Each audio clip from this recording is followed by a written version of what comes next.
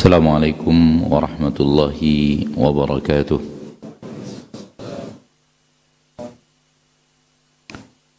إن الحمد لله نحمده ونستعينه ونستغفره ونعوذ بالله من شرور أنفسنا ومن سيئات أعمالنا. من يهده الله فلا مضل له ومن يضلل فلا هادي له. أشهد أن لا إله إلا الله وحده لا شريك له وأشهد أن محمدا عبده ورسوله صلى الله عليه وعلى آله وأصحابه ومن تبعهم بإحسان إلى يوم الدين وسلم تسليما كثيرا. يا أيها الذين آمنوا اتقوا الله حق تقاته ولا تموتن إلا وأنتم مسلمون. أما بعد, saudaraku saudariku, kaum muslimin dan muslimat, al-hadirin wal hadirat, al-musyahidin wal musyahidat, para pemirsa dimanapun anda berada, rahimani wa rahimakumullah. Mari kita bersyukur kepada Allah Jalla fi'ulah yang terus memberikan kepada kita curahan nikmat, rahmat dan kasih sayangnya, dan tidak pernah berhenti. Allah Tabaraka wa Ta'ala mencintai, menyayangi, mengasihi hamba-hambanya, dan kita adalah di antara hamba-hamba Allah itu, di antaranya. Dan jumlah kita dibanding hamba Allah yang lainnya tidaklah seberapa. Allah mengasihi, mencintai para hamba lebih daripada kasih sayang dan cinta yang pernah diberikan oleh seorang wanita kepada anaknya, seorang ibu kepada anaknya. Rasulullah SAW bersabda di dalam hadis yang sahih dari Imam Bukhari, "Lallahu arhamu bi'ibadihi min hadihi biwaladiha."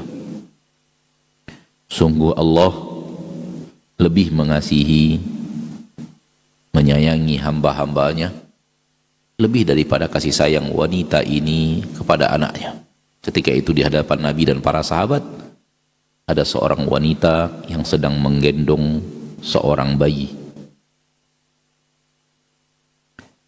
Apabila kita perhatikan cinta manusia kepada manusia yang bisa disaksikan dan bisa dirasakan oleh manusia langsung, maka cinta manusia kepada manusia tak ada yang lebih hebat daripada cinta seorang ibu kepada anaknya.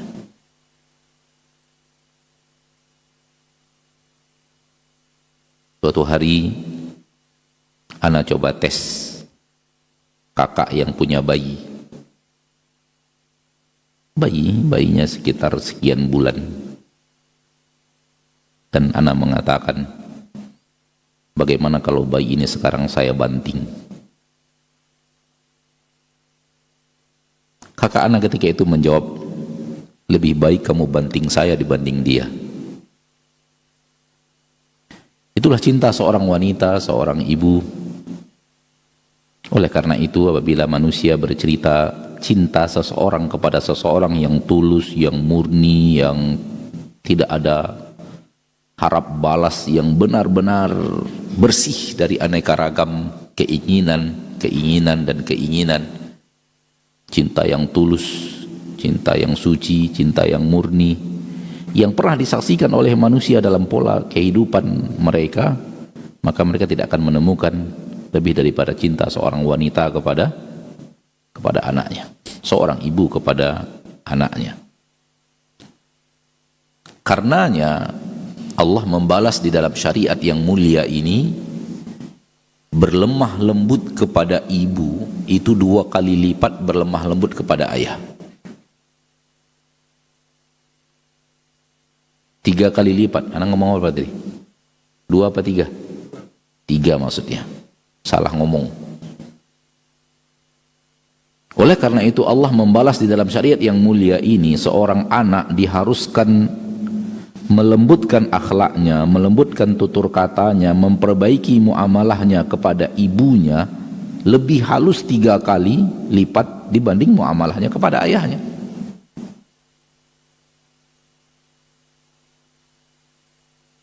Dan kesemuanya perlu akhlak yang mulia, tutur kata yang baik, adab.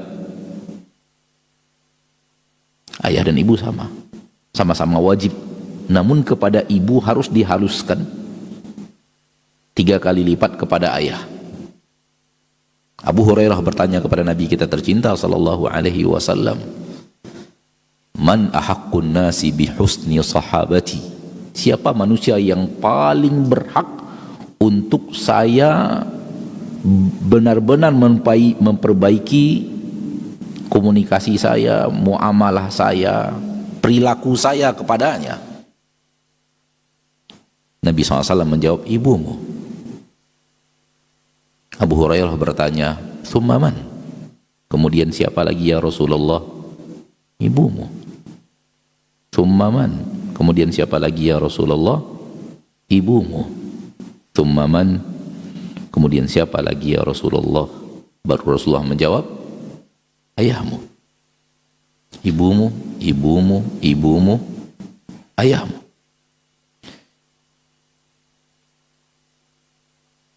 Dan Allah lebih mencintai hamba-hambanya lebih daripada cinta wanita kepada anaknya. Allah menyayangi hamba-hambanya lebih daripada sayang wanita ibu kepada anaknya. Maka tidakkah, wahai orang-orang yang sadar bahwa dia adalah hamba Allah, tidakkah merupakan keharusan kita dalam memperbaiki muamalah kita kepada Allah? Tidakkah merupakan kewajiban? Kalau begitu perintah Rasulullah SAW dalam agama yang mulia, kalau begitu perintah Allah di dalam syariat yang mulia, yang hebat ini kepada ibu, padahal tak ada bandingnya antara kasih sayang ibu dengan kasih sayang Allah.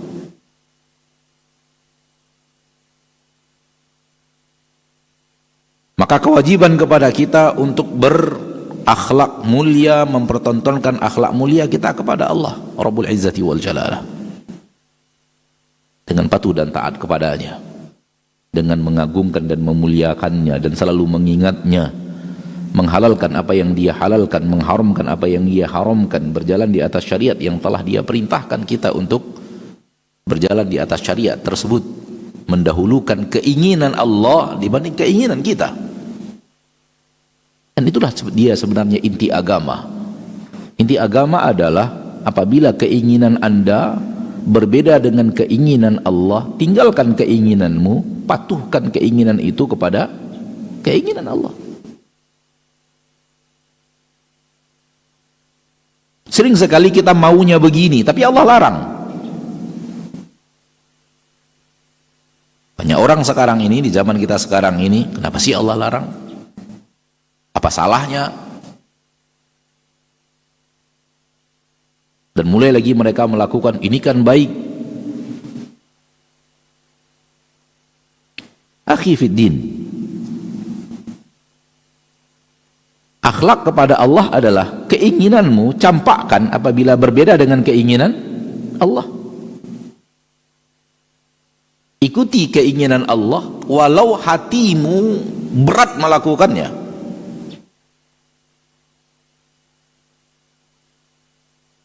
Dan inilah perjuangan hidup kita, mulai dari kita balik sampai akhirnya kita harus meninggalkan dunia beserta isinya. Dan itulah agama yang harus kita amalkan, dan itulah tanggung jawab kita di akhirat nanti yang akan ditanyakan oleh Allah Tabaraka wa Ta'ala kepada kita di yaumil hisab. Bagaimana ketika engkau maunya begini, Allah maunya begini, ketika engkau maunya begini, Allah maunya begini. Dan para sahabat ridwanullahi alaihim ajmain, sunnah atau teladan yang sempurna, qudwah yang sempurna untuk umat dalam bab ini.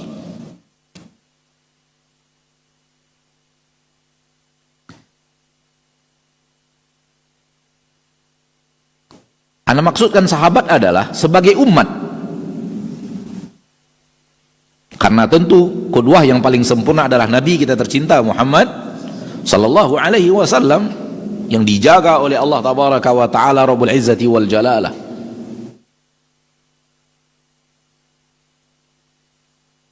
Namun sebagai umat, kita dan mereka adalah sama-sama umat. Kita bukan nabi dan bukan rasul, dan kita sama-sama tidak maksum, tidak dipelihara oleh Allah dari dosa dan kesalahan. Para sahabat ridwanullahi alaihim ajmain telah membuktikan kepada kita di dalam biografi kehidupan mereka bersama Nabi tercinta Muhammad sallallahu alaihi wasallam ketundukan dan kepatuhan sempurna.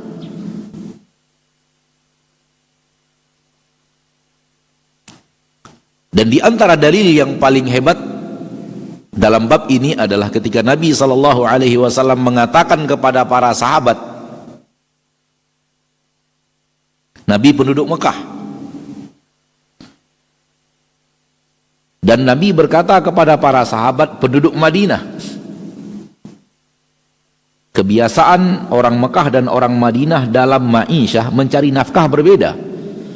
Mekah lebih banyak tijarah, bisnis, perdagangan, dan Madinah lebih banyak perkebunan dan pertanian.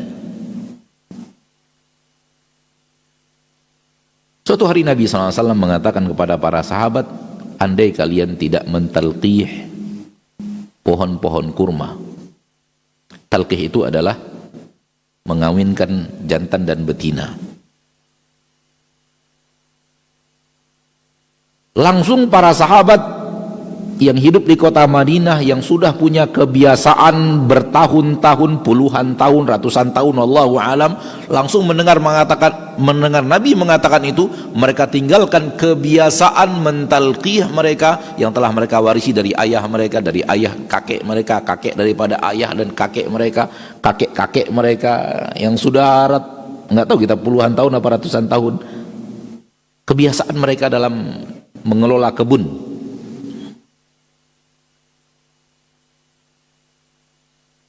Adat istiadat yang sudah mereka warisi dari ayah mereka, dari kakek mereka, dari ayah kakek, dari kakek mereka, dari kakek-kakek-kakek-kakeknya mereka, langsung mereka tinggalkan. Mereka mengira bahwa itu adalah perintah syariat, karena keluar dari mulut Nabi kita tercinta Muhammad sallallahu alaihi wasallam. Tradisi yang telah jelas sukses ratusan tahun demi mengikuti Nabi tercinta sallallahu alaihi wasallam dan apa yang beliau katakan, langsung ditinggalkan para sahabat. Para sahabat langsung tidak melakukan pekerjaan mentalqih jantan dan betina. Tahun depannya gagal panen.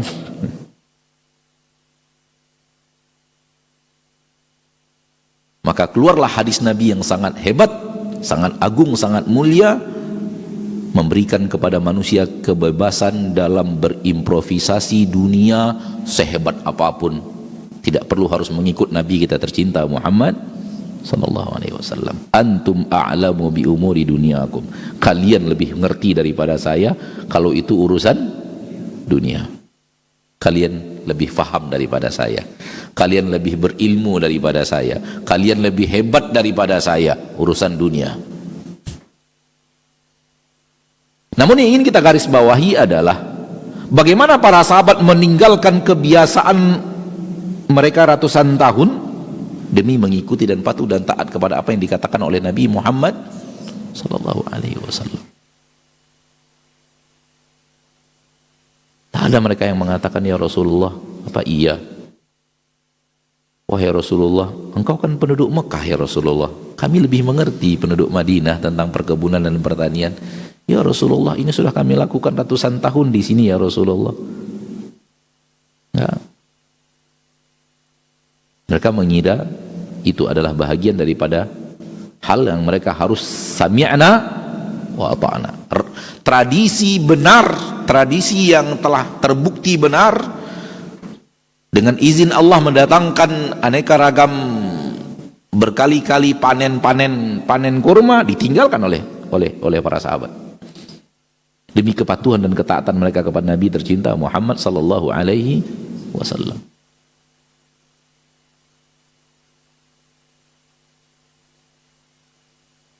Di Hudaybiyah,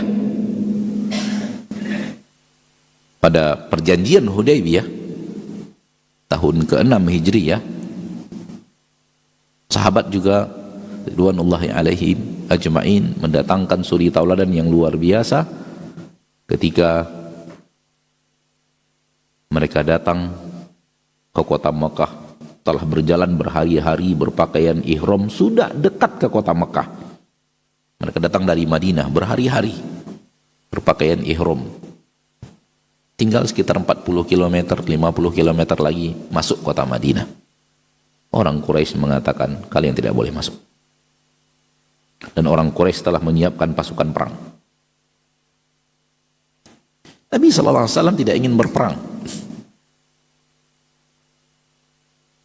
Dan Nabi mengutus Utsman radhiyallahu anhu untuk bernegosiasi dengan orang Quraisy. Kami hanya datang untuk mengagungkan Ka'bah, memuliakan Ka'bah. Dan Ka'bah dimuliakan oleh mereka juga dan oleh seluruh orang Jazirah Arab ketika itu. Hanya itu tujuan kami akan kembali. Namun Quraisy mengatakan, kalian musuh kami. Enggak bisa seenaknya kalian masuk wilayah kami tanpa minta izin. Akhirnya Rasulullah SAW mengutus Utsman radhiyallahu ta'ala anhu untuk bernegosiasi. Terdengar kabar Utsman dibunuh. Kalau utusan telah dibunuh, itu pertanda perang. Nggak ada cerita negosiasi. Maka Rasul menyiapkan pasukan perang dalam keadaan berpakaian ihram. Dan semua sahabat sami'na wa ata'na, perang sudah. Membela agama Allah sampai meninggal dunia. Dan mereka tidak ada persiapan perang. Pedang kalau tuh mereka bawa, pedang yang mereka bawa bukan pedang untuk perang, tapi pedang persiapan perjalanan saja. Untuk menyembelih hewan, memasak, memotong-motong daging selama perjalanan, untuk dimasak dan semacamnya. Bukan senjata perang. Namun begitu Nabi SAW, kalau begitu kita perang. Sahabat semuanya sami'na wa ata'na. Sami'na wa ata'na untuk perang ketika itu berarti lebih dekat kepada kematian dibanding kehidupan.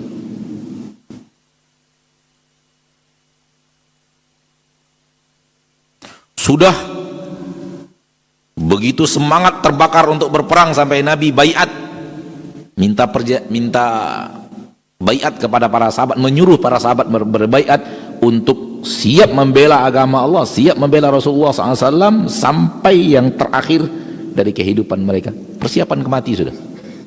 Para sahabat patuh dan taat. Sami'na wa ata'na. Dalam kondisi seperti itu, Utsman datang radhiyallahu anhu. Kata Nabi, tidak jadi perang. Kembali, ya udah nggak jadi. Awalnya sudah dipompa nih semangatnya, udah ya siap, udah. Tiba-tiba nggak jadi, ya udah nggak jadi. Awalnya dingin, lalu panas, suruh dingin lagi, ya dingin.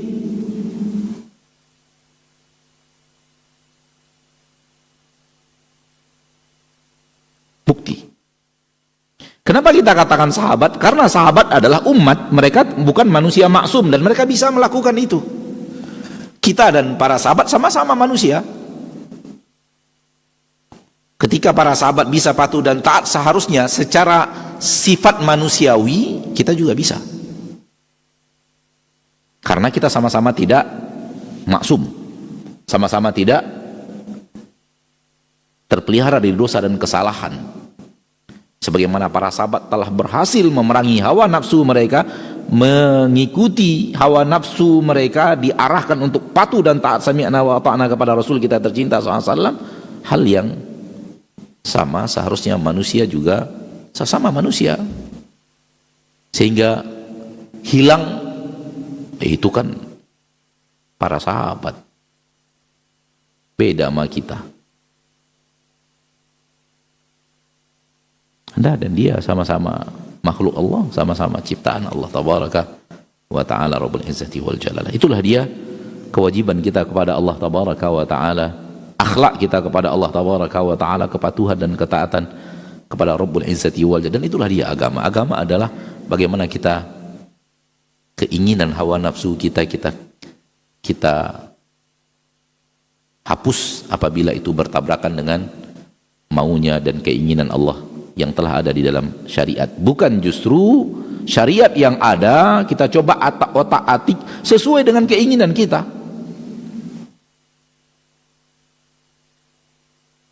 Di dalam ayat begini, di dalam hadis begini. Kok saya aneh ya ayat ini dan hadis ini? Otak-atik lah. Otak-atik. Kalau begini saya cocok ini.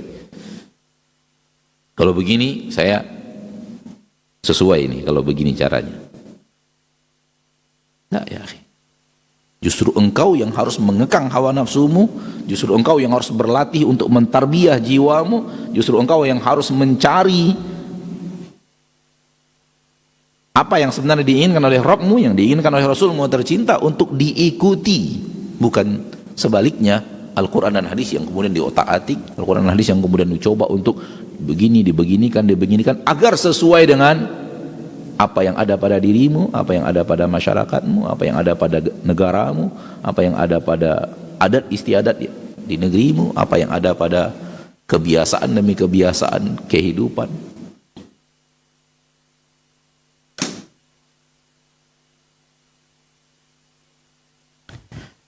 Akhir pertemuan akhir pertemuan kita kemarin kita bicara akal. Sebelum kita masuk ke dalam kitab Syekh Abdul Razak dalam Asma wa Sifat, dan kita katakan bahwa wahai manusia, Al-Quran dan hadis adalah petunjuk untuk manusia. Manusia itu manusia dan apa yang ada pada dirinya termasuk akalnya. Termasuk apa? Termasuk akalnya. Maka akal manusia harusnya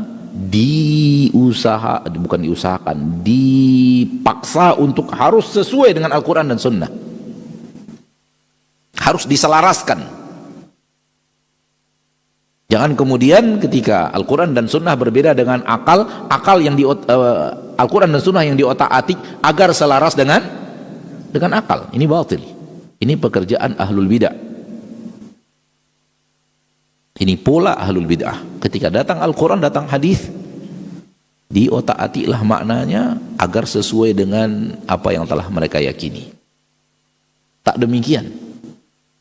Akal yang harus diotak-atik agar sesuai dengan Al-Quran dan Sunnah. Itu yang kita bahas kemarin pada pertemuan akhir sebelum kita baca kitab, bahwa Al-Quran dan Sunnah aman dari godaan iblis.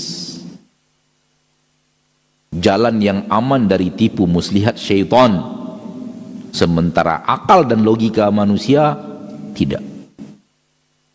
Oleh karena itu apabila akal harus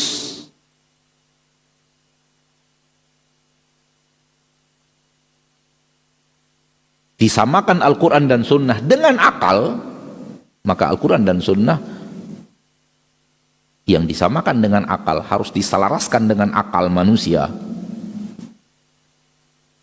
harus diotak-atik agar sesuai akal dulu baru kemudian bisa diterima.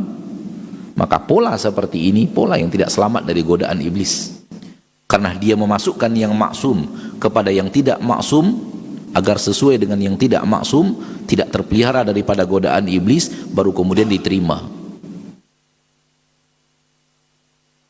Ini bahasan kita kalau masih ingat pada pertemuan yang ke berapa? 51. Karena ini yang ke 52. Pakai insya Allah? Enggak pakai insya Allah.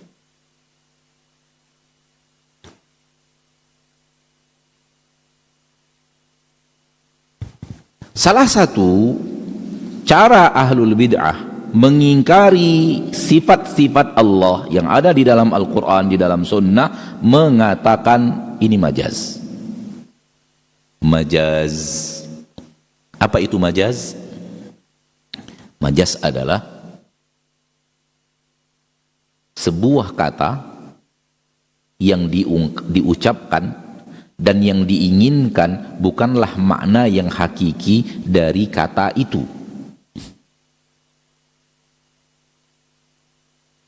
Salah satu cara orang untuk mengutak-atik bab asma wa sifat agar sesuai dengan logika mereka, agar sesuai dengan kaedah mereka, agar sesuai dengan keyakinan yang mereka telah terima sebelumnya, namun begitu berhadapan dengan Al-Quran dan Sunnah mereka kaget, bertabrakan, lalu kemudian Al-Quran dan Sunnah yang kemudian diotak-atik untuk sesuai dengan akidah mereka. Salah satu cara mereka adalah mengatakan Al-Quran dan Sunnah itu dalam bab ini majaz.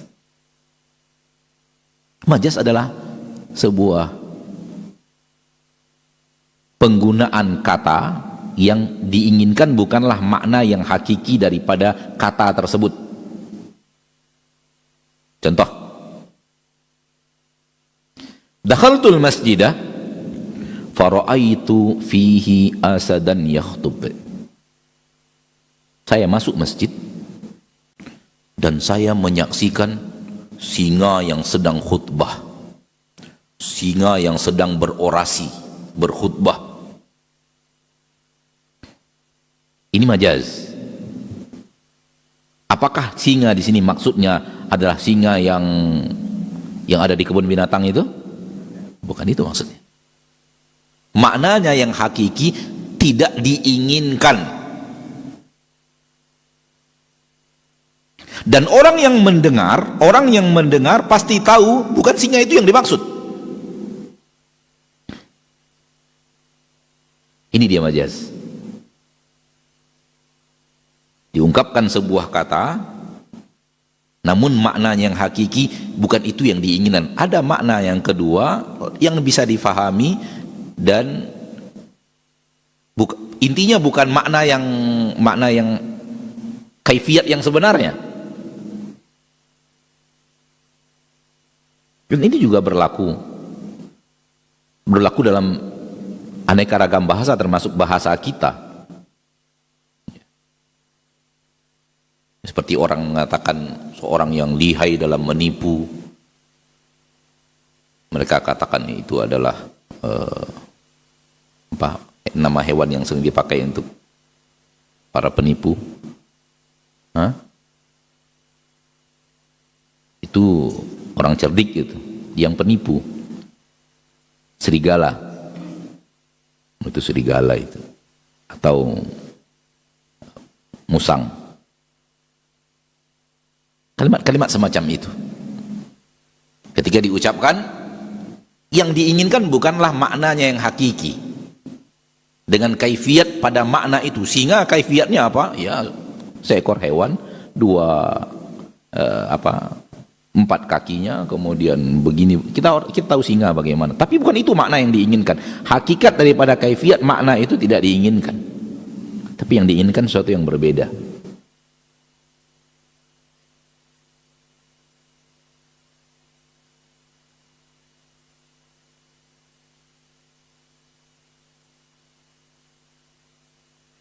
Itulah dia majaz, dan sering digunakan oleh sebahagian kaum muslimin dalam bab asma' sifat. Ketika Allah tabaraka wa ta'ala mengatakan bal yadahu mabsutatani yunfiqu kaifa yasha, kedua tangan Allah terbentang, ia berinfak bagaimanapun yang ia inginkan. Ketika Nabi SAW mengatakan yanzilu rabbuna, Rabb kita turun, majaz mereka katakan, oh itu majaz. Maksudnya bukan tangan seperti yang Anda fahami dalam kalimat tangan. Tangan hakikatnya tahu kita tangan? Kaifiat tangan kita tahu, bukan itu yang diinginkan Allah, bukan itu yang diinginkan Allah. Ada makna yang lain. Dan ini sesuatu yang digunakan untuk mentakwil bab asma wa sifat. Jadi kalau seandainya antum bertemu orang yang mentakwil lalu mengatakan bahwa tangan Allah, wajah Allah, melihat kepada wajah Allah, semua itu majaz, maksudnya adalah hakikatnya sesuatu yang ada tapi tidak itu yang diinginkan Allah, makna yang lain. Lalu tangan maknanya apa? Yang diinginkan Allah bukanlah tangan dalam kaifiat tangan, bukan itu. Sebagaimana singa tadi khutbah di atas mimbar, bukan singa, bukan itu yang diinginkan, tapi yang diinginkan sesuatu yang berbeda, yaitu seorang yang orator, seorang yang benar-benar menguasai audiens dalam berbicara, seorang yang benar-benar memukau ketika berorasi, seorang yang benar-benar menguasai podium, pandai berbicara, pandai itu yang dimaksud dari kalimat singa itu.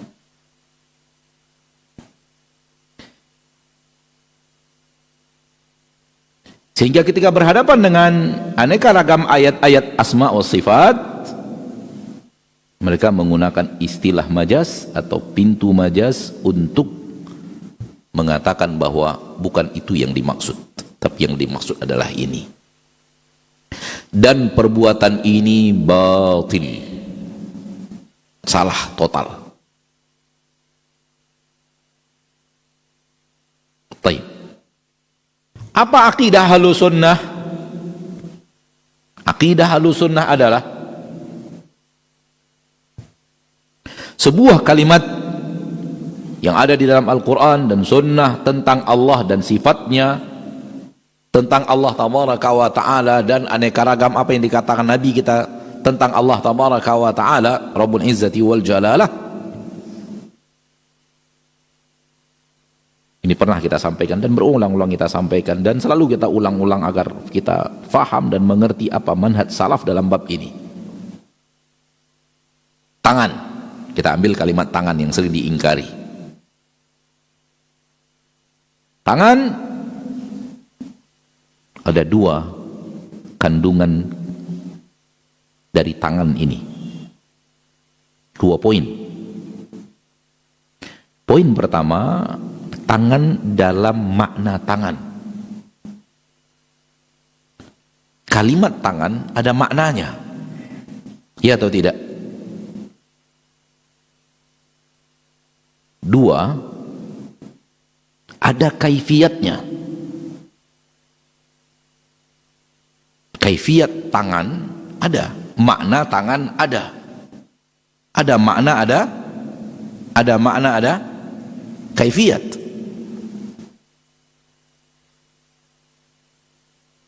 Ahlu Sunnah menetapkan makna dengan mengatakan kami tidak tahu kaifiat.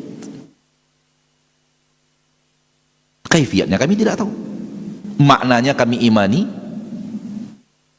maknanya kami yakini karena datang dari Allah, namun kaifiatnya Allahu alam, kami tidak tahu.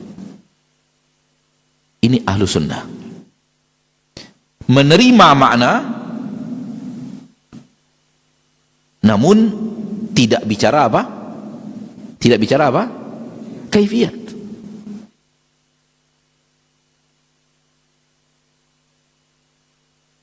Sebuah kata ada makna dengan kaifiat yang berbeda-beda. Mata itu ada maknanya. Semua orang tahu, kalau udah bicara mata, orang tahu apa makna yang diinginkan, ya atau tidak? Namun kaifiat mata berbeda-beda. Mata manusia berbeda dengan mata ayam, berbeda dengan mata singa, berbeda dengan mata jerapah, berbeda dengan mata udang, berbeda dengan mata, kaifiatnya berbeda-beda. Itu antara makhluk dengan makhluk. Itu antara makhluk dengan makhluk. Rumah, kalau orang mengatakan kalimat rumah, kita tahu apa makna yang diinginkan. Namun rumah kaifiatnya berbeda-beda. Rumah saya dengan rumah fulan berbeda, dengan rumah presiden berbeda, dengan rumah raja anu berbeda, dengan rumah fulan berbeda-beda. Kaifiatnya berbeda-beda, namun maknanya satu, sama-sama apa? Sama-sama apa? Rumah. Jadi dalam kalimat seperti ini, tangan ada makna, ada kaifiat. Ahlu sunnah mengimani maknanya dan menyerahkan kaifiatnya kepada Allah. Enggak tahu, Allahu alam, kami tidak tahu kaifiatnya, tapi maknanya kita terima. Kita imani makna yang ada di dalam Al-Quran dan Sunnah tentang apa, seluruh apa yang Allah katakan tentang dirinya dan seluruh apa yang dikatakan Rasul tentang Allah, maknanya kita terima, maknanya kita imani, kita tetapkan seperti yang Allah katakan, sesuai dengan bahasa yang dengannya Al-Quran turun.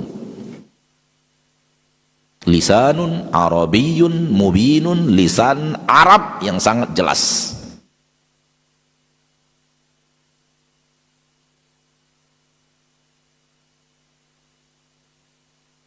Majas itu apa? Majas itu tidak menerima maknanya dan kaifiatnya, kedua-duanya harus dialihkan. Makna dialihkan, kaifiat juga dialihkan. Itu dia majas. Dua-duanya ditolak. Tangan, bukan tangan yang dimaksud. Bukan. Kaifiatnya tangan itu bukan itu yang diinginkan. Jadi maknanya di sini bukan tangan. Betul dipakai katanya, tapi bukan itu yang diinginkan. Diinginkannya sesuatu yang lain. Maknanya juga tidak, kaifiatnya juga apatah lagi. Jadi dinafikan kedua-duanya. Andai yang dinafikan dalam arti kata dikatakan tidak hanyalah kaifiat,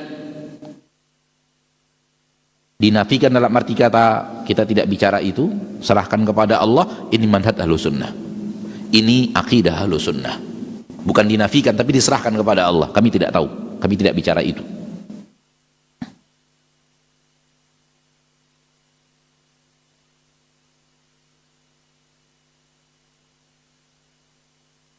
Di mana letak kesalahan? Letak kesalahannya adalah apa majas tadi? Memalingkan kaifiat dari makna sebuah kalimat untuk yang lainnya.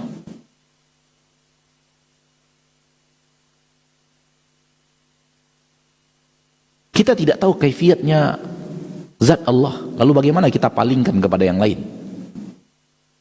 Kaifiatnya kita tidak tahu. Kaifiatnya kita tidak tahu. Ketika kita bicara singa, kita tahu kaifiat singa. Maka nggak mungkin kalimat singa itu ada di atas mimbar, apalagi khutbah Jumat. Kita tahu kaifiat singa. Kita mengerti kaifiat singa sehingga akal kita tidak bisa menerima singa sedang khutbah, itu nggak mungkin.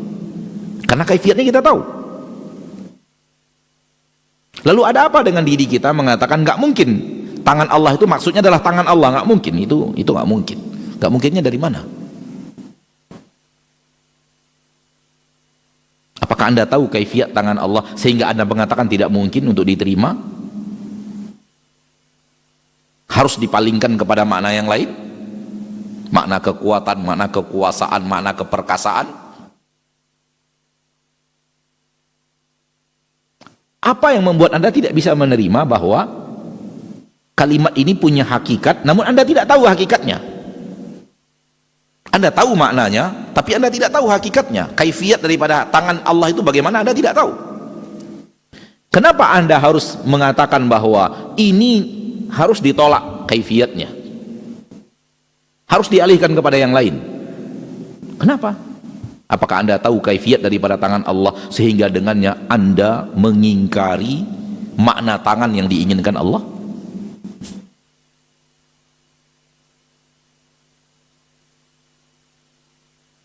Agak berat? Agak berat apa? Berat ya? Oleh karena itu Anda undur kemarin. Anda undur kepada pertemuan berikutnya insya Allah. Majas bisa apabila Anda sudah tahu kaifiat, hakikat kaifiat itu Anda sudah tahu, sehingga otak Anda nggak bisa menerima. Masa sih singa khutbah? Karena Anda tahu kaifiatnya. Singa itu bagaimana? Nggak mungkin dia khutbah Jumat. Apakah seperti ini kita berhadapan dengan apa yang Allah katakan tentang dirinya di dalam Al-Quran? Allah punya tangan. Kenapa Anda ingkari? Apakah Anda tahu hakikat daripada tangan Allah itu sehingga Anda mengatakan nggak mungkin ini maknanya? Ini nggak mungkin ini maknanya, harus dialihkan. Tahukah Anda bagaimana kaifiat daripada tangan Allah? Sehingga dengannya Anda kemudian mengatakan nggak mungkin ini maksudnya. Nampak perbedaan? Wahai iblis, apa yang membuat engkau tidak mau sujud kepada Adam, yang Adam ini kuciptakan dengan kedua tanganku? Nggak mungkin ini tangan maksudnya, nggak mungkin ini majas. Maksudnya maknanya bukan tangan, tapi maknanya aku ciptakan dengan kekuatanku. Ini majas, ini majas. Nggak mungkin, nggak mungkin. Ya akhi, ya nggak mungkin singa khutbah di atas mimbar, nggak mungkin. Oke, Anda tahu singa, Anda tahu kaifiat singa, Anda tahu bagaimana bentuk singa, Anda tahu bahwa singa itu adalah binatang yang tidak mungkin berbicara dan khutbah di depan manusia, apalagi di masjid. Anda bisa ingkari itu dengan akal mereka Anda, dengan logika Anda, pasti itu tidak mungkin. Kenapa hal yang sama Anda perlakukan kepada nusus syari'iyah, nas-nas syariat yang ada di dalam Al-Quran tentang Allah? Tahukah Anda kaifiat yang Allah bicarakan di dalam Al-Quran itu tentang Allah itu, sehingga dengannya Anda mengatakan tidak mungkin,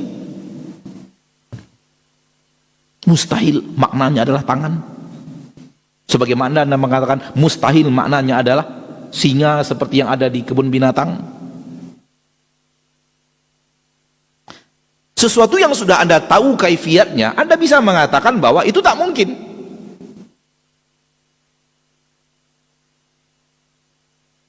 Ibuku adalah rembulan di dalam rumahku.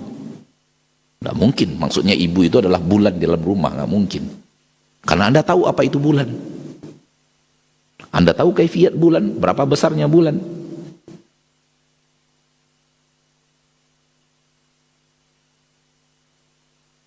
Lalu bagaimana Anda mengingkari sesuatu yang Anda pun sebenarnya tidak tahu, karena Allah tidak memberitahu bagaimana kaifiat sesuatu itu. Nampak ini adalah tajarru, keberanian terhadap nas syariat, padahal Anda tidak tahu hakikat dan kaifiatnya. Kenapa? Hakikat dan kaifiat Allah tidak pernah berbicara, namun maknanya datang dalam bahasa Arab yang jelas dan tegas, dan orang Arab semua tahu kalau sudah bicara yadun, tangan, secara makna. Secara apa? Secara makna. Sampai di sini ada kejelasan? Ada kejelasan? Oke. Masuk kita sedikit lagi. Kata mereka, kalau saya meyakini tangan, saya menyamakan Allah dengan manusia. Oleh karena itu harus dialihkan kepada makna yang sebenarnya bukan tangan.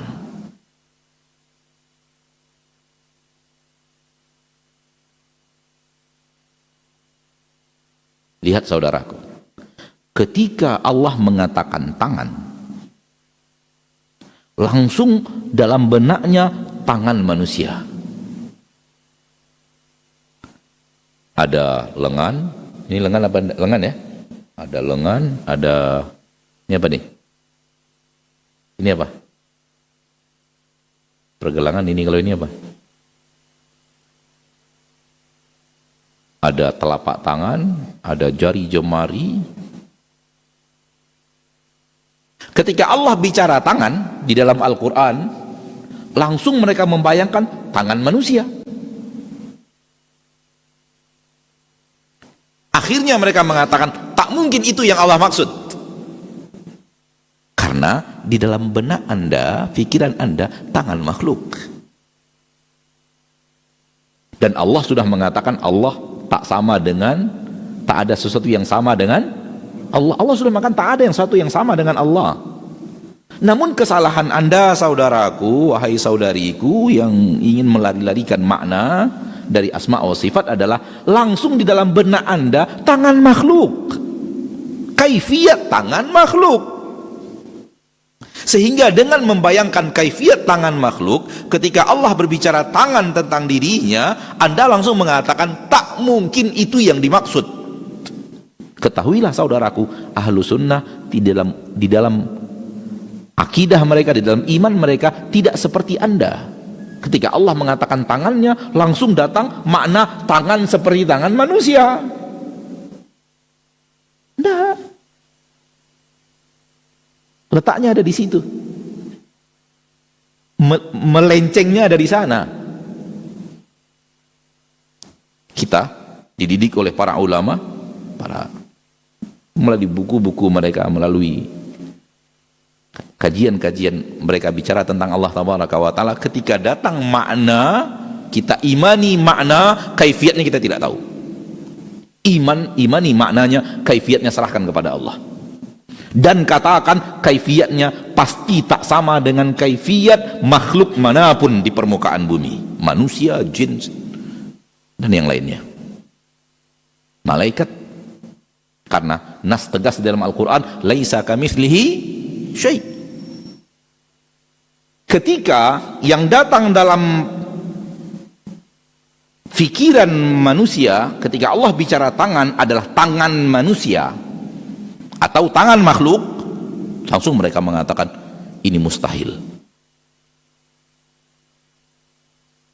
Oleh karena itu, ini maknanya bukan itu yang diinginkan. Berarti yang lain selain makna tangan. Ini majaz. Ini majaz. Kenapa? Sudah terbayang dalam logika Anda bahwa tangan yang Allah maksud seperti tangannya makhluk. Sehingga dengannya Anda menolak makna, Anda menolak kaifiatnya, sehingga makna dan kaifiat ini harus dimajaskan kepada makna yang lain dan kaifiat yang lain. Ahlus sunnah tidak demikian. Allah ketika mengatakan Allah memiliki tangan, sami'na wa ata'na, Allah punya tangan.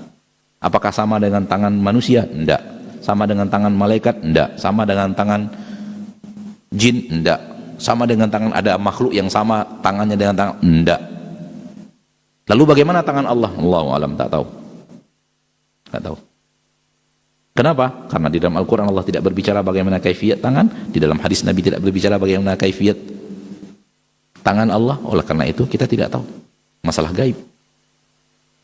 Masalah gaib. Allah hanya mengatakan Allah punya tangan, dan Allah tidak berbicara bagaimana kaifiat tangan Allah. Dan saya imani seperti yang Allah katakan, karena Allah tidak bicara kaifiat, saya pun tidak tahu kaifiat, dan saya tidak bicara kaifiat, dan para ulama melarang saya untuk bicara kaifiat.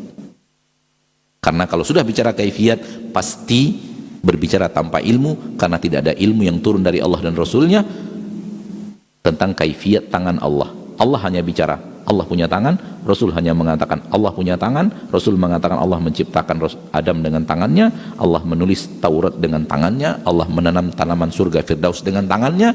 Maka kita imani tangan, namun kaifiatnya kita serahkan kepada Allah, kita tidak tahu. Dan kita tidak ingkari makna tangan dengan aneka ragam cara pengingkaran, termasuk apa? Majaz. Kira-kira semakin jelas? Insya Allah. Oleh karena itu, hal yang berhubungan dengan Allah ketika Rasul berbicara, perlakukan seperti ini. Perlakukan kalimatnya bahasa Arab, maknanya diketahui, maknanya jelas, imani makna itu. Tentang bagaimananya katakan saya tidak tahu, hanya Allah yang tahu.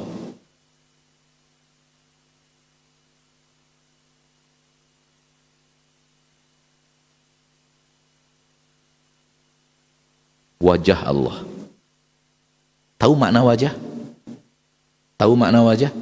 Ya sudah. Wa yabqa wajhu rabbik. Semuanya akan hancur setelah datang hari kiamat, tinggallah wajah Rabbmu. Wajah Rabbmu. Wajah Rabbmu, wajah.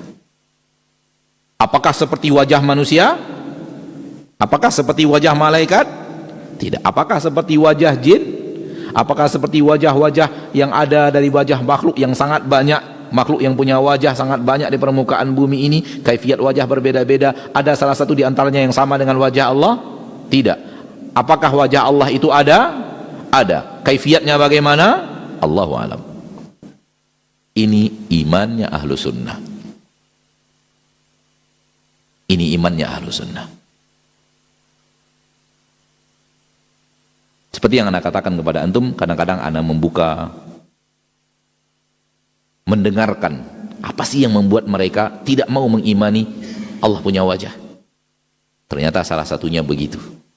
Kami mengimani Al-Quran, wa yabqa wajhu rabbik. Kami imani wahai Wahabi.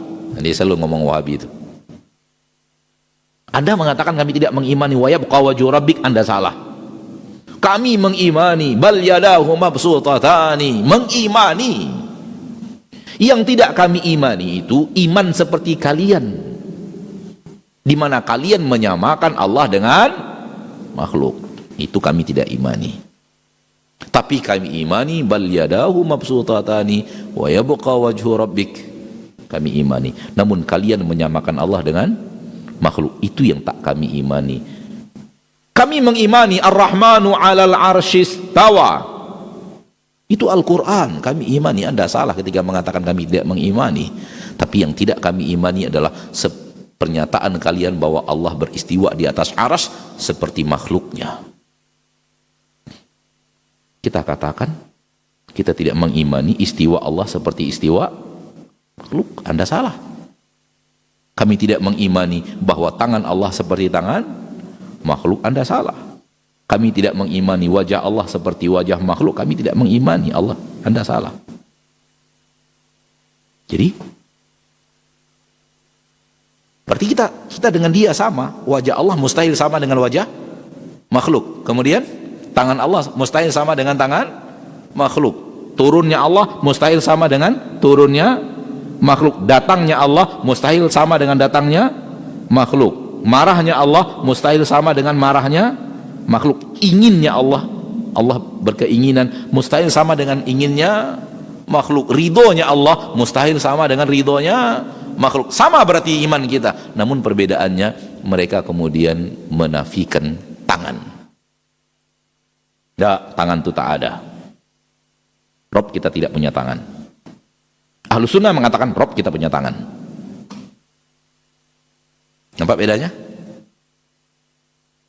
Penafian persamaan membuat mereka menafikan apa yang Allah katakan tentang dirinya, dan ini yang batil.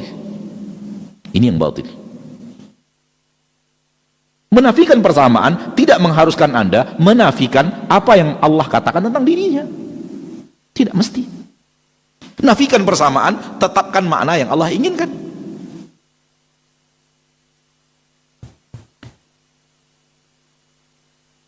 Wajah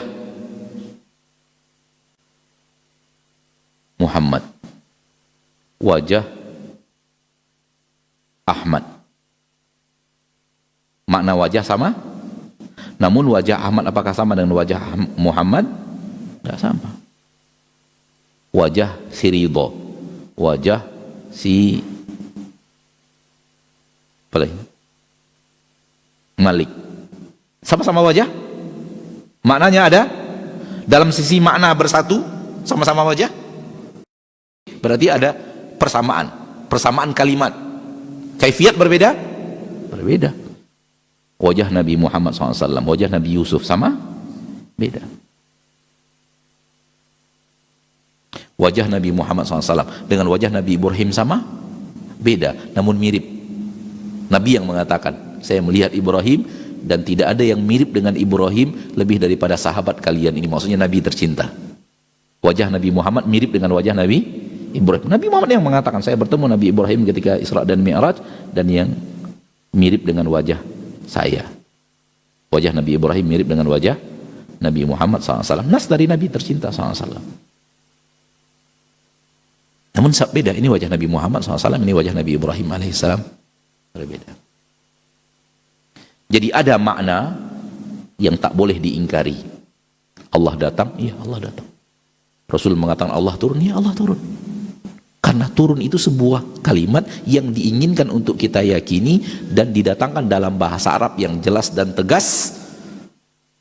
Dan orang Arab tahu makna turun, dan kita juga tahu makna terjemahannya turun.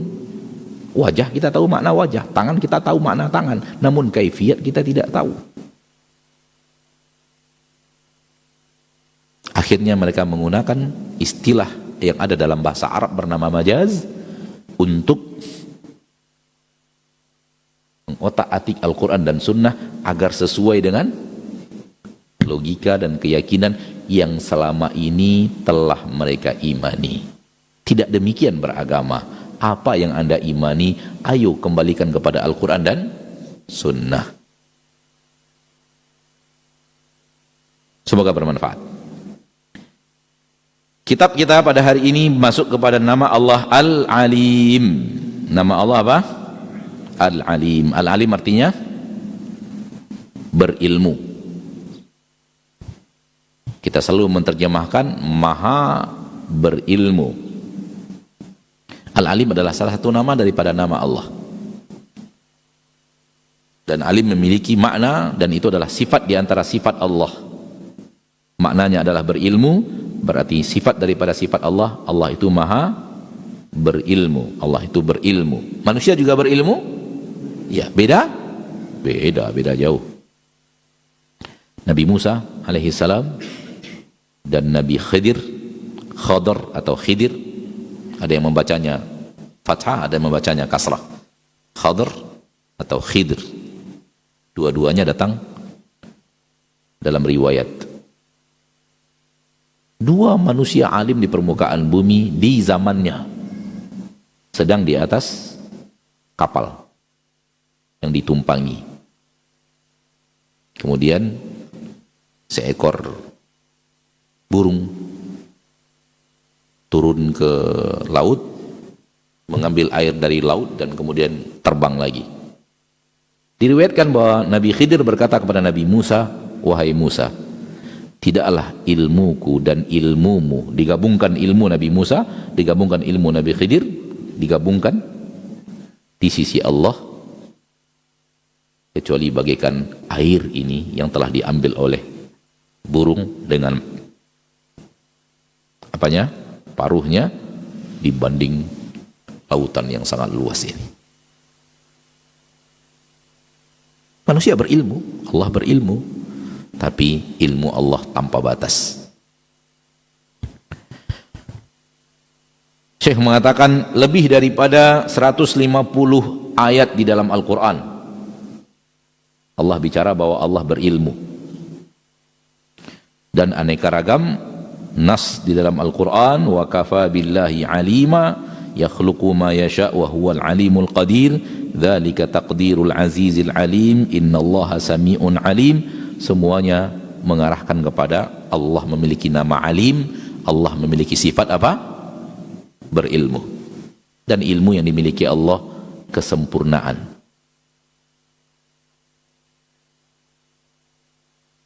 Sempurnanya dari sisi bahwa tak ada yang Allah tidak tahu. Tidak ada yang Allah tidak tahu. Semuanya Allah tahu.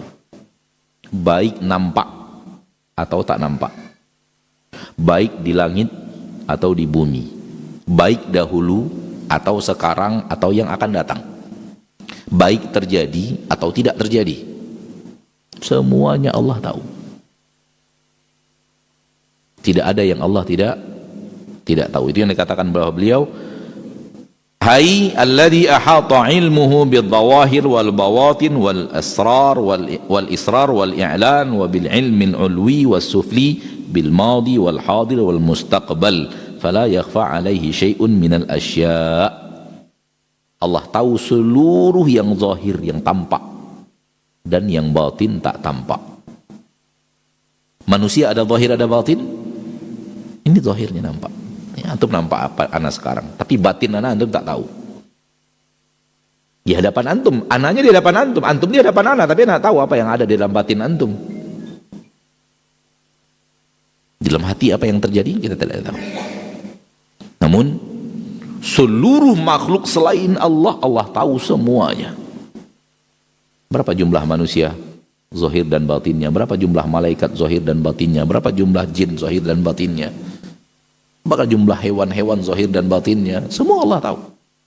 Tak ada yang Allah tidak tahu.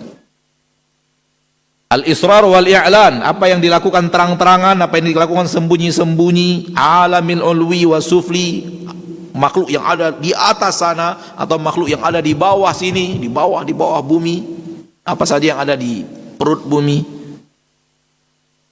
apa yang ada dahulu, sekarang, yang akan datang, apa yang akan terjadi, semuanya Allah tahu. Tak ada yang Allah tidak tahu. Itulah ilmunya Allah. Innallaha kana bikulli syai'in alima. Allah Maha tahu atas segala sesuatu. Rabbana wasi'ta kulla syai'in rahmatan wa ilma. Wahai Rabbku, segala-galanya Engkau rahmati, segala-galanya Engkau ketahui. Akidah Ahlussunnah bahwa tak ada yang Allah tidak tahu. Maka Allah tabaraka wa taala menyebutkan bahwa Allah tabaraka wa ta'ala ilmunya menguasai seluruh yang disembunyi-sembunyikan dan seluruh yang ditampakkan. Rabbana innaka ta'lamu ma nukhfi wa ma nu'lin. Ya Allah, Engkau tahu semua yang kami sembunyikan dan semua yang kami tampilkan, i'lankan. Maka tidak ada gunanya menyembunyikan apapun kepada Allah. Tak ada gunanya. Anda bisa bersembunyi dari makhluk, namun tak ada gunanya Anda bersembunyi dari Allah. Tak ada gunanya. Karena di sisi Allah, Ia bisa melihat dirimu di saat Anda sendiri tidak bisa melihat dirimu.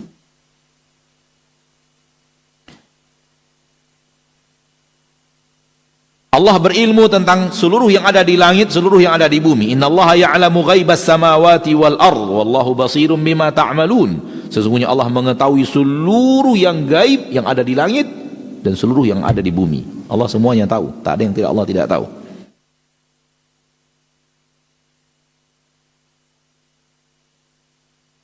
Banyak hal-hal yang gaib manusia tidak tahu, namun semuanya ilmunya ada pada Allah. Wa indahu mafatihul ghaib la ya'lamuha illahu. Di sisi Allah ada kunci-kunci perkara gaib. Tak ada yang tahu kecuali Allah saja. La ya'lamuha illahu. Tidak ada yang tahu kecuali Dia. Wa ya'lamu ma fil barri wal bahr. Allah tahu seluruh yang di darat. Di dalam seluruh di kiri kanan masjid ini ada pasir? Ada pasir? Antum tahu berapa jumlahnya? Di atas kepala antum ada rambut? Antum tahu berapa jumlahnya? Di bawah dagu antum ada jenggot? Antum tahu berapa jumlahnya? Bahkan lebih kecil. Di atas bibir Anda ada apa namanya? Kumis. Anda tahu berapa lembar kumis Anda? Bersama kita setiap hari, kita pun tidak tahu. Bahkan Anda punya jantung? Tahu bagaimana keadaan jantung sekarang? Anda punya darah? Tahu bagaimana darah Anda? Anda punya tulang? Tahu bagaimana tulang Anda? Lihat manusia bersamanya, dipakai tiap hari dia pun tidak tahu. Anda punya akal? Tahu bagaimana akal Anda? Anda punya ruh? Tahu bagaimana ruh Anda? Lalu bagaimana makhluk? Kalau sudah Allah yang berbicara tidak mengatakan sami'na wa ata'na kepada Rabb yang maha tahu segala sesuatu. Bagaimana mungkin apa yang Allah katakan harus dialihkan kepada apa yang saya ketahui? Ini batil. ilmu Anda terlalu remeh, terlalu receh, terlalu tidak ada apa-apanya dibanding Allah yang maha tahu segala sesuatu.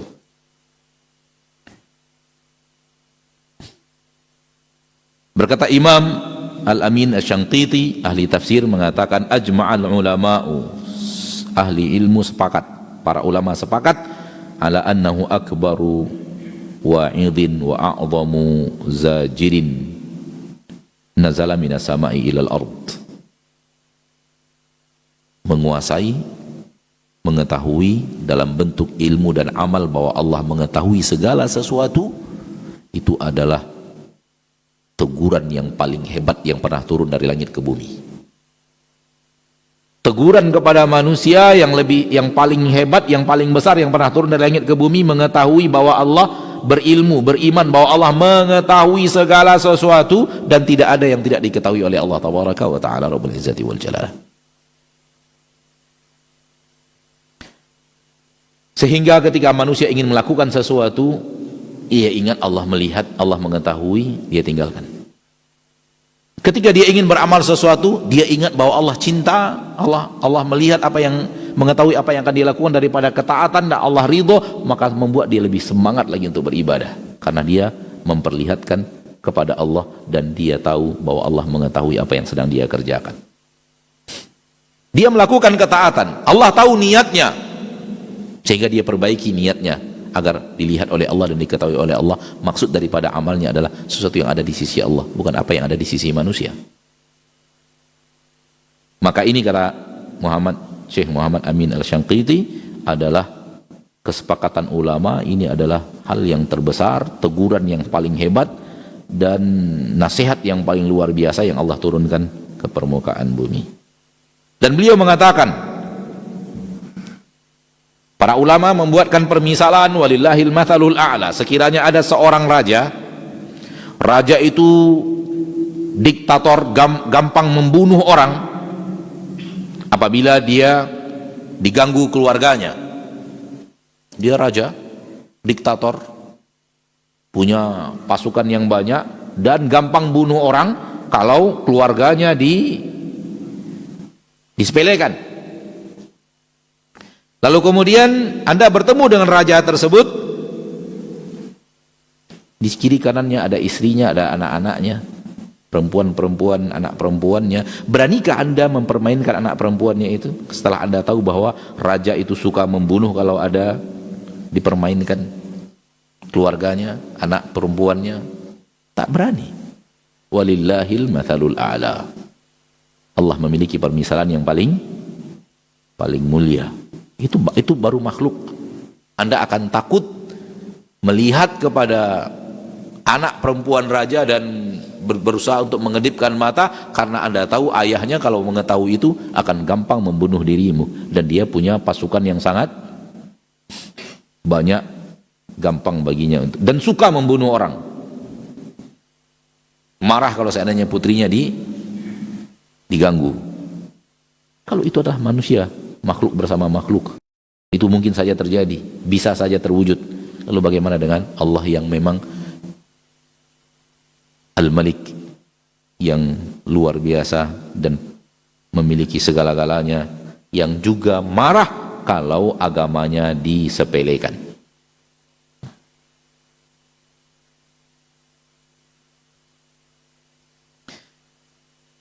Kalau Anda membaca Al-Quran, kata Syekh, maka setiap Anda membolak-balikkan lembaran Al-Quran, pasti di dalamnya Anda akan temukan Allah bicara itu. Allah tahu, Allah mengerti, Allah mengetahui yang dahulu, Allah bicara yang masa yang akan terjadi di masa yang akan datang. Intinya bicara tentang ilmu Allah. Wa ma tasqutu min waraqatin illa ya'lamuha. Tidak ada satu lembar daun jatuh kecuali Allah tahu. Wallahi, suatu hari saya sedang duduk di bawah sebatang pohon, di dekat sebatang pohon, dan angin sedang berhembus kencang. Dan ketika itu dedaunan dari pohon itu jatuh. Dan saya mengatakan, untuk satu pohon saja saya tidak tahu berapa daun yang jatuh. Padahal pohon itu di depan mata saya. Dan itu pasti terjadi pada antum juga. Suatu hari antum di depan sebatang pohon dan angin berhembus kencang dan dedaunan dari pohon itu pun jatuh. Anda tidak akan tahu berapa pohonnya, berapa lembar daun yang jatuh. Allah menguasai seluruh yang ada di bumi, berapa lembar daun yang jatuh setiap detik. Lihat ilmu Allah. Wa ma tasqutu min waraqatin illa ya'lamuha. Tidak ada satu lembar daun pun yang jatuh kecuali dengan ilmu Allah. Bahkan dengan izin Allah. Kalau tidak Allah izinkan, dia pun tidak akan jatuh.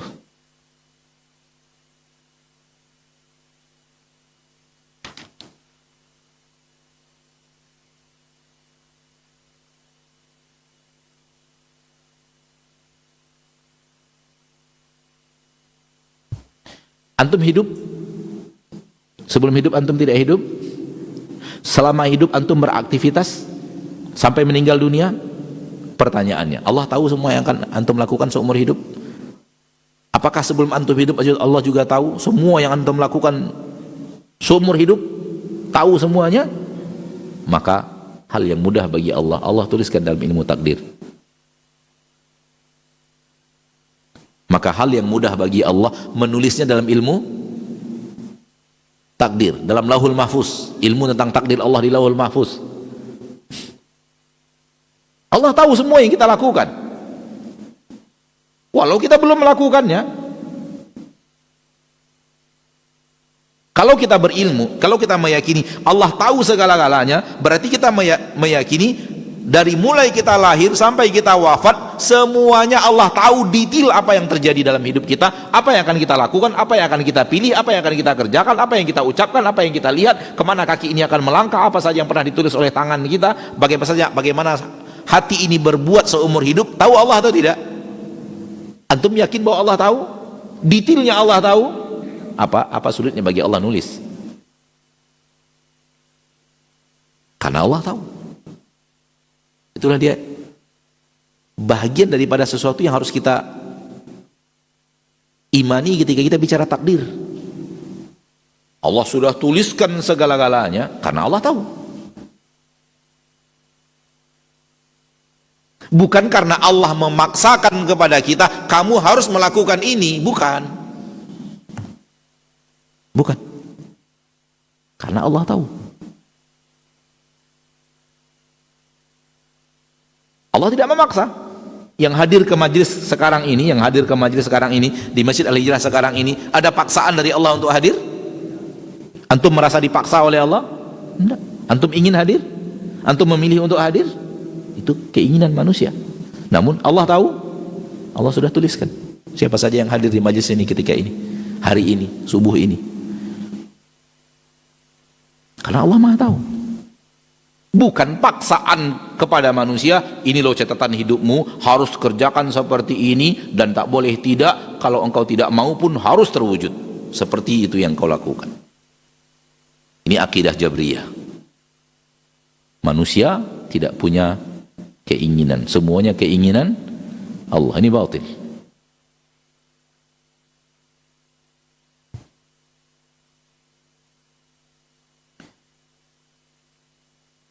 Dulu pernah seekor semut berbicara dan diketahui oleh Nabi Sulaiman, dan Nabi Sulaiman tersenyum.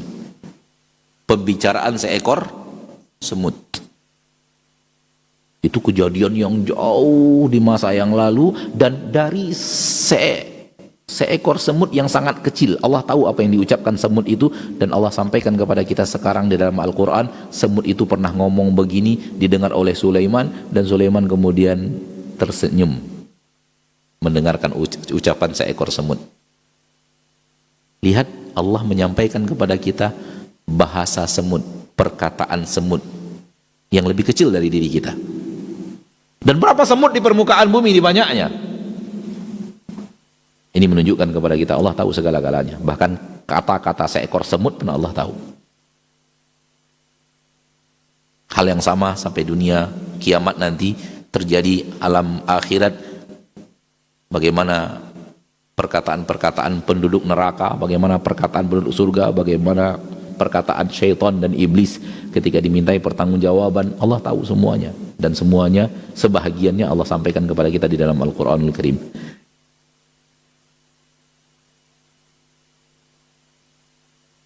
Kalau kita berilmu, kita beriman bahwasanya Allah Tabaraka wa Ta'ala mengetahui segala-galanya, maka jangan sembunyikan maksiat. Maknanya adalah jangan pengamalannya adalah jangan sembunyikan maksiat, karena percuma menyembunyikan maksiat. Kalau ada maksiat yang kita lakukan sembunyi-sembunyi, taubatlah. Karena tidak ada yang tersembunyi dari ilmu Allah Tabaraka wa Ta'ala Rabbul Izzati wal Jalalah. Khianat yang paling susah ditebak adalah khianat mata yang terkonek kepada hati. Oleh karena itu Allah datangkan ya'lamu kha'inatal a'yun. Allah mengetahui khianat mata. Wa ma tukhfis sudur, dan apa yang disembunyikan oleh dada. Di depan kita dia tersenyum, dia melihat kepada kita sambil tersenyum, hatinya sebenarnya mengutuk kita. Bisa jadi. Bisa jadi. Allah tahu semuanya. Namun kita sebagai manusia hanya bermuamalah dengan zahir manusia. Apa yang ada dalam hatinya itu antara dia dengan Allah. Kita tidak boleh masuk ke dalam isi hatinya. Dia senyum kepada kita berarti dia baik kepada kita. Udah selesai. Namun Allah tahu ternyata mata berkhianat dan hati bisa berbeda dengan zahir penampilan manusia.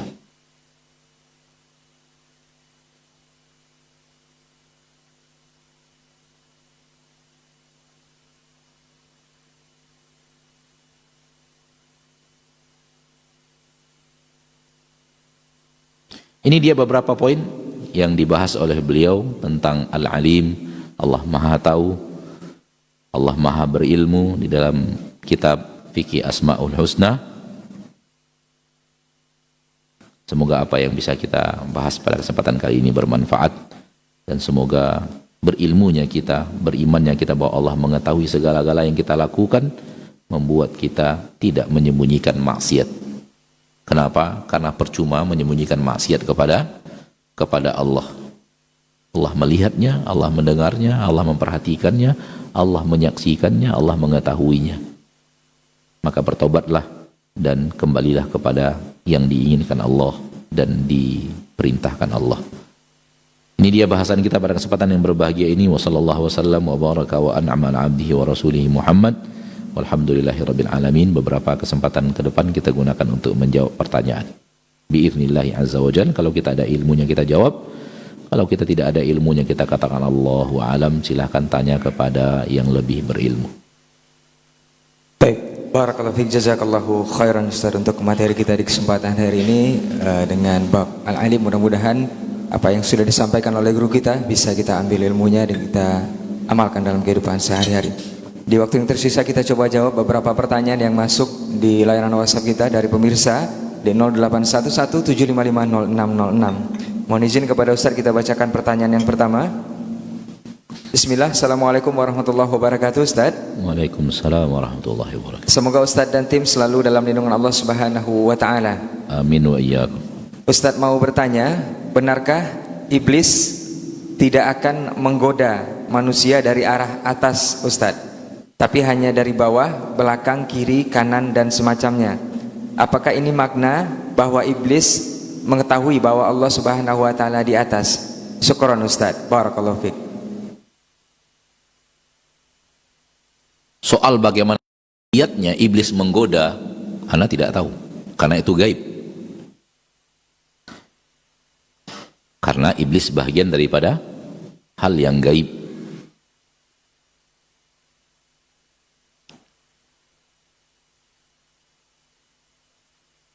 Dan disebutkan ketika mohon perlindungan daripada Allah, dari kanan, dari kiri, dari depan, dari belakang, dari bawah, dan tidak sebutkan dari atas, karena di atas ada Allah.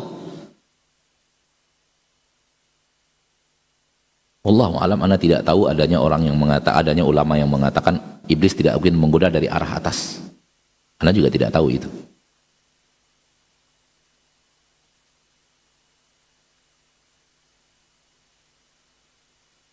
Dan iblis mengetahui yang hak, namun berusaha membuat manusia keluar dari jalur yang hak itu.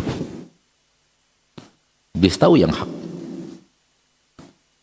Dia mendengarkan Dakwah Nabi Adam, dakwah Nabi Nuh, dakwah Nabi Hud, dakwah Nabi Saleh, dakwah Nabi Ibrahim, dakwah Nabi Musa, dakwah Nabi Harun, dakwah Nabi Isa, Zakaria, Yahya, dakwah Nabi Muhammad sallallahu alaihi wasallam, sehingga dia tahu mana jalan yang benar, sehingga dia berusaha bagaimana membuat kita keluar dari jalan yang benar. Sampai di situ. Sampai di situ. Detailnya apakah iblis tahu Allah di atas arsy dan semacamnya? Kita bicara seperti yang tadi saja. Tidak masuk kepada detail bahasan karena perkara gaib. Nah, di dalam Al-Quran Allah mengatakan, la aqudanna lahum siratakal mustaqim. Ini jalan engkau yang lurus, aku akan melencengkan mereka dari jalan yang lurus itu. Berarti iblis tahu mana jalan yang lurus. Dan dia ingin membuat manusia keluar dari jalan yang lurus itu. Udah. Sesuai dengan itu yang ada di dalam Al-Quran, seperti itu kita berbicara, jangan terlalu detail. Dalam masalah gaib tidak perlu harus detail-detail sedetail itu. Bicara sesuai dengan nas yang ada, dalil yang ada, dan Anda akan aman. Wallahu a'lam. Nah, taib, jazakallahu khairan untuk jawaban dan penjelasannya. Semoga saudara kita yang bertanya bisa paham dari jawaban Ustadz, dan juga ini adalah ilmu untuk kita bersama hari ini. Kita lanjut ke pertanyaan berikutnya. Bismillah. Assalamualaikum Ustadz. Waalaikumsalam warahmatullah. Ustadz mau bertanya, apakah dosa-dosa kecil yang sudah banyak dan menjadi dosa besar, dan apakah cara bertaubatnya sama dengan orang yang melakukan dosa besar, Ustadz? Nah, dosa-dosa kecil akan terampuni, diampuni oleh Allah dengan adanya ketaatan. Adanya sholat membuat hilang dosa-dosa kecil. Adanya puasa membuat hilang dosa kecil. Adanya sholat Jumat akan menghilangkan dosa-dosa kecil. Adanya Ramadan akan menghilangkan dosa-dosa kecil. Adanya umroh, diikuti umroh akan menghilangkan dosa-dosa kecil. Itu akan diampuni. Innal hasanati yudhibna sayiat, kebaikan-kebaikan yang Anda lakukan menghapuskan keburukan-keburukan yang Anda lakukan. Dan sepakat para ulama, amal-amal saleh ini menghapuskan dosa-dosa kecil. Langkah-langkah ke masjid, mengangkat satu derajat, menghilangkan satu kesalahan, dosa kecil. Namun dosa besar harus ada taubatnya. Tinggalkannya, menyesalinya, dan punya tekad untuk tidak melakukan lagi. Nah, baik. Syukran Ustaz untuk jawabannya. Kita lanjut ke pertanyaan berikutnya. Assalamualaikum Ustaz. Waalaikumsalam warahmatullah. Ustaz, benarkah kita Ahlus Sunnah ini terlalu berpatokan pada teks Al-Quran, dalam tanda kurung katanya menjaga kemurnian teks, sehingga dianggap memalingkan nikmat ilmu dan juga akal yang diberikan Allah Tabaraka wa Ta'ala untuk mencerna dan berpikir maksud Allah dalam firman-firmannya tentang asma dan sifatnya. Syukron Ustaz.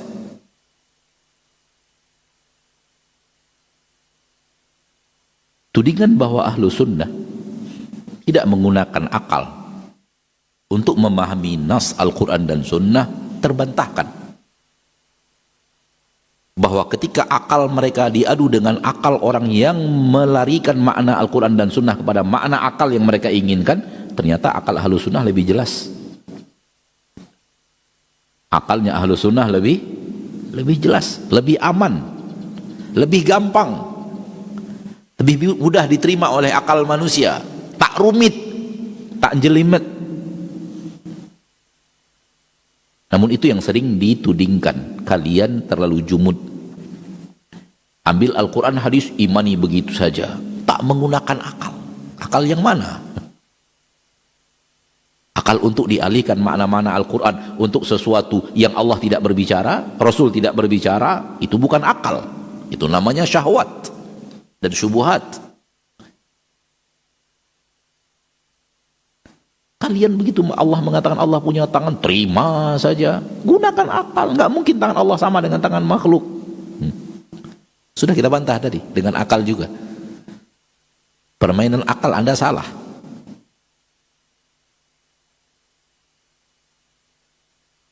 Maka sering ahlu sunnah itu dituding ahli teks Al-Quran. Murnikan teks Al-Quran, jangan dilogika-logikakan. Kita katakan, kita logikakan, tapi logika yang tidak bertabrakan. Namun di saat logika bertabrakan dengan Al-Quran dan hadis, kita katakan campakkan logika itu.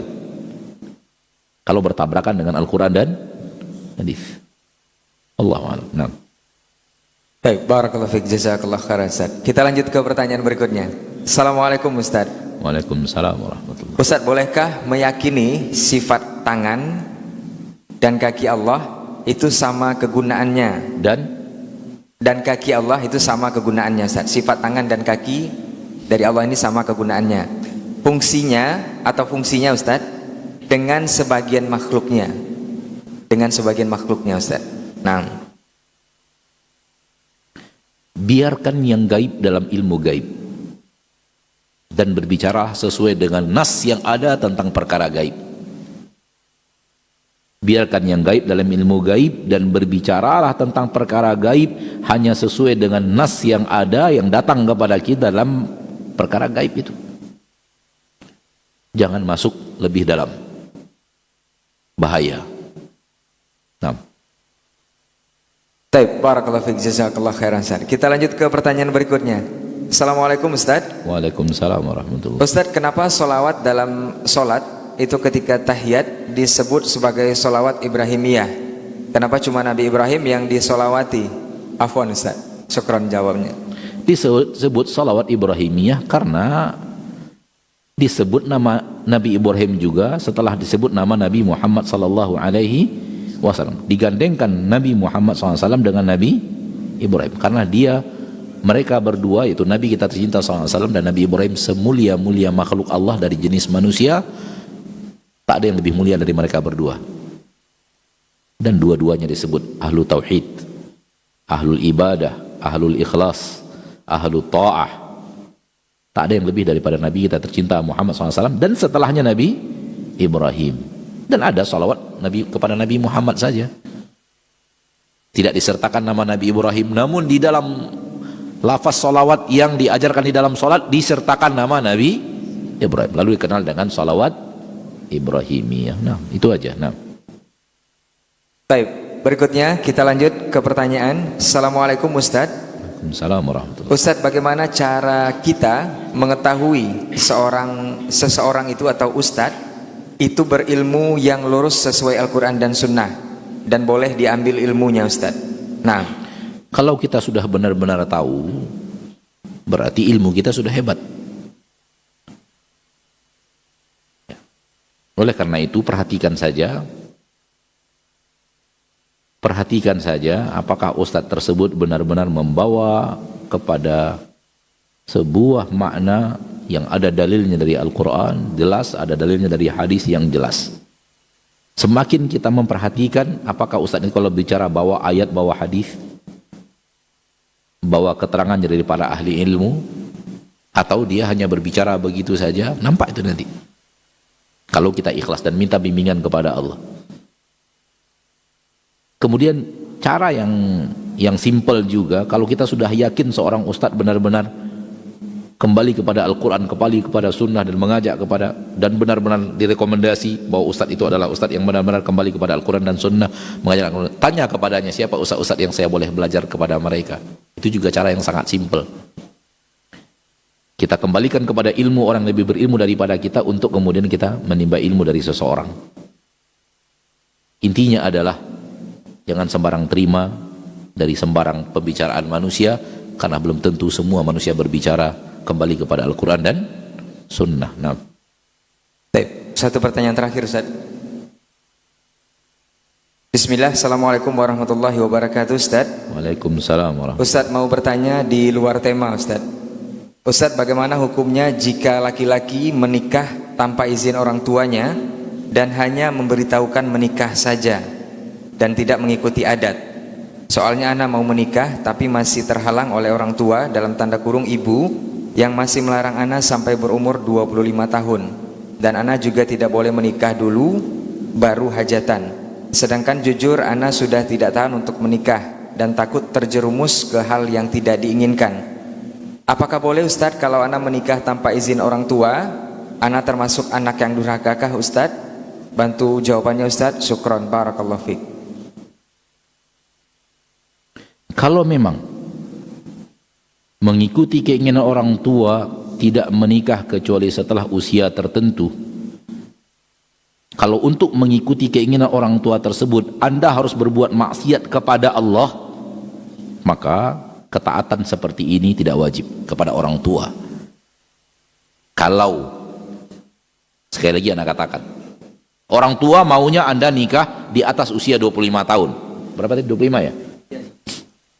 Tak boleh menikah kecuali usia itu. Mau 25, 27, 35, terserah. Pokoknya di atas 25. Itu maunya orang tua. Kalau belum 25 belum boleh menikah. Ada kepatuhan kepada orang tua. Kalau Anda bisa menjalankan itu tanpa berbuat maksiat kepada Allah, itu yang lebih sempurna. Itu yang lebih sempurna. Namun kalau untuk mengikuti keinginan orang tua tersebut harus dengan jalan berbuat maksiat kepada Allah, maka tidak ada kewajiban untuk patuh kepada perintah orang tua tersebut. Karena untuk taat kepada orang tua harus berbuat maksiat kepada Allah, tidak boleh. Maka ketaatan kepada Allah lebih didahulukan dibanding ketaatan kepada orang tua. Seperti yang tadi ditanyakan. Yakin sekali kalau saya ikut itu, saya terjerumus ke dalam aneka ragam maksiat. Terjerumus ke dalam zina, terjerumus ke dalam hal yang lainnya. Maka kepatuhan kepada Allah lebih didahulukan dibanding kepatuhan kepada makhluk manapun termasuk orang tua. Taat kepada orang tua, taat kepada Allah kalau bisa digabungkan kedua-duanya itu yang paling sempurna. Namun harus bertabrakan salah satu di antaranya, maka ketaatan kepada Allah harus lebih didahulukan dibanding ketaatan kepada orang tua. Namun sekali lagi saya menyarankan kepada Anda, datanglah kepada orang tua, sampaikan kepadanya, ulang-ulang terus, ngemis kepada orang tua agar orang tua mengizinkan. Itu yang Anda sarankan kepada antum, bukan mengecewakan orang tua dengan diam-diam. Lakukan terus, ngemis terus, minta terus melalui surat, melalui telepon, melalui ungkapan hati, melalui doa, melalui puisi kepada orang tua, melalui apa lagi ya, melalui sahabat, melalui ustadz, lakukan ikhtiar sampai orang tua mengizinkan mudah-mudahan, sehingga dengannya Anda taat kepada kedua-duanya, taat kepada ayah juga, kepada ibu juga, kepada Allah juga demikian. Lakukan itu dan berdoa kepada Allah.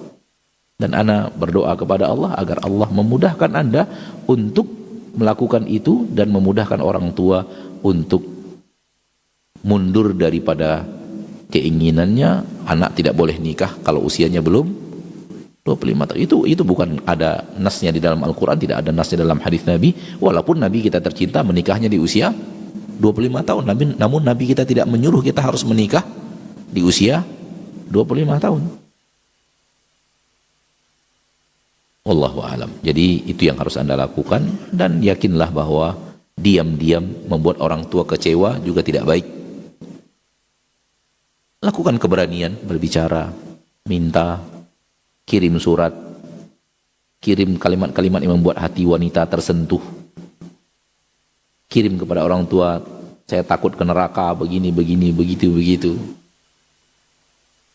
Kalau tidak pandai mengarang, cari kawan yang pandai mengarang.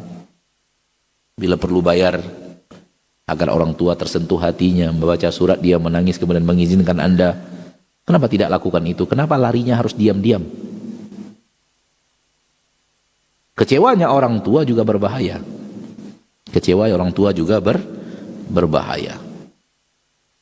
Wallahu a'lam. Ini yang bisa Anda sampaikan, dan seperti yang tadi dikatakan bahwa ini pertanyaan terakhir pada kesempatan kali ini. Maka sampai di sini pertemuan kita pada kesempatan yang berbahagia ini. Semoga Allah tabaraka wa ta'ala Rabbul Izzati wal Jalalah menjadikan kita hamba-hambanya yang senantiasa berusaha untuk kembali kepada kitabullah, kembali kepada sunnah Nabi kita tercinta dalam pemahaman salafus salih. Karena para sahabat adalah manusia terbaik dalam memahami Al-Quran dan Sunnah, karena mereka menerima pemahaman itu langsung dari Nabi kita Muhammad sallallahu alaihi wasallam. Oleh karena itu mereka adalah suri tauladan kita. Ketika mereka tidak protes, harusnya kita juga tidak protes. Maka para sahabat tidak ada yang protes tentang asma wa sifat. Harusnya kita juga tidak protes. Para sahabat tidak ada yang mentakwil-takwil asma wa sifat, maka harusnya juga kita tidak mentakwil. Akan tapi menerima apa yang Allah katakan, sami'na wa ata'na. Namun ketahuilah bahwa sami'na wa ata'na para sahabat tidak membuat mereka menyamakan Allah dengan makhluk. Sampai di sini, semoga Allah kumpulkan kita bersama para sahabat di yaumil mahsyar dan di dalam surganya. Amin ya rabbal alamin. Subhanakallahumma wa bihamdika asyhadu an la ilaha illa anta astaghfiruka wa atubu ilaik. Assalamualaikum warahmatullahi wabarakatuh. Waalaikumsalam warahmatullahi.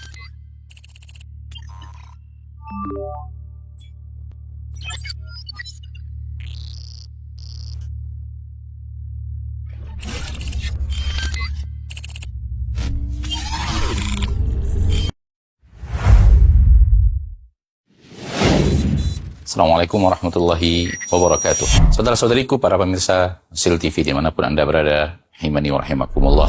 Semoga antum selalu berada dalam lindungan Allah Tabaraka wa Ta'ala, dan semoga kesehatan, keberkahan, rahmat dan nikmat Allah Tabaraka wa Ta'ala selalu meliputi Anda semuanya. Ma'asyiral muslimin, ma'asyiral muslimat, dakwah merupakan sebuah tugas bersama dari umat Nabi kita tercinta Muhammad sallallahu alaihi wasallam. Allah tabaraka wa taala menyuruh kita untuk meninggikan agama Allah tabaraka wa taala dengan kemampuan yang kita miliki. Yang mampu dengan ilmunya, berdakwah dengan ilmunya. Yang mampu dengan tenaganya, berdakwah dengan tenaganya. Yang mampu menyumbangkan waktunya, demikian juga yang mampu dengan hartanya, maka berdakwah dengan harta itu. Saudara-saudariku, para pemirsa Sil TV dimanapun Anda berada, pada kesempatan yang berbahagia ini saya mengajak Anda, pemirsa Asil TV dimanapun berada, para pencinta Asil TV dimanapun berada, untuk meringankan beban operasional yang dibutuhkan oleh Asil TV di dalam mengemban suara dakwah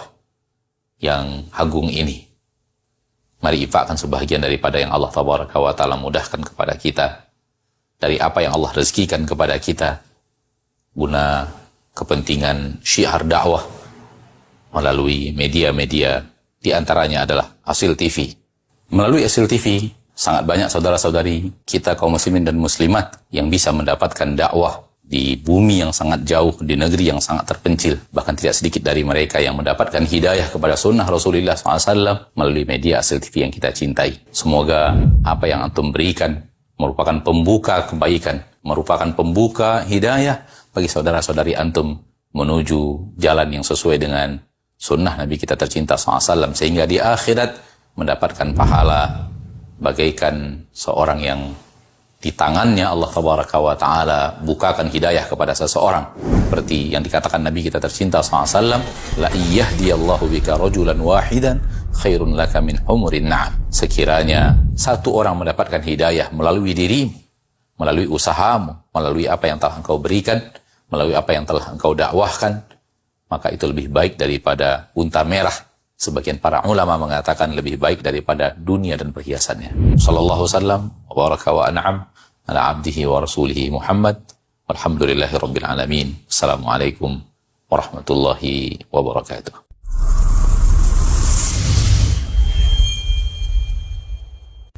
Alhamdulillah, telah hadir aplikasi dakwah yang menunjang kebutuhan umat muslim dalam melaksanakan ibadah harian yang